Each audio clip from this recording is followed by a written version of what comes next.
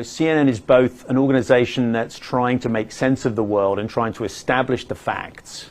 It's also part of a political war on who owns the narrative.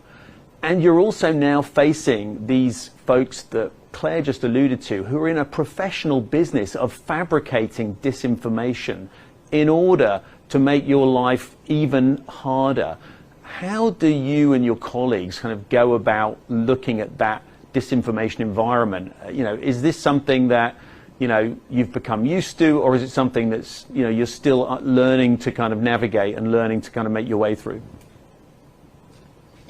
Claire did such a good job with the framing of this as polluted information. I find that a really helpful way to think about it, because as we navigate this environment, the information being put out that is deliberately wrong is all mixed together with information that is wrong, misleading, dangerous, no matter what the original intent of the information is.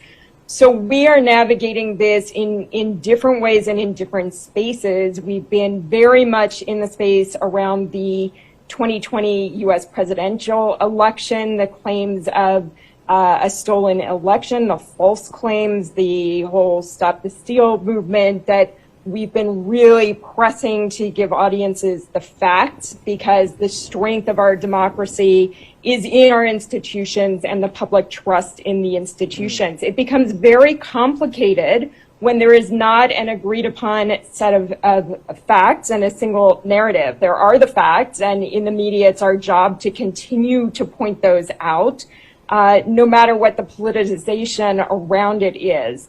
The other challenge, and Claire and Melissa both got at this, we're no longer in one confined space. This is not just happening in the political space. It has been a huge issue during the pandemic. We've seen it a lot around the vaccines and false claims and misinformation about the safety of COVID vaccines that can scare people off. There are real health ramifications for this, and can be quite dangerous to people who are taking in that polluted information, whether it is disinformation or misinformation.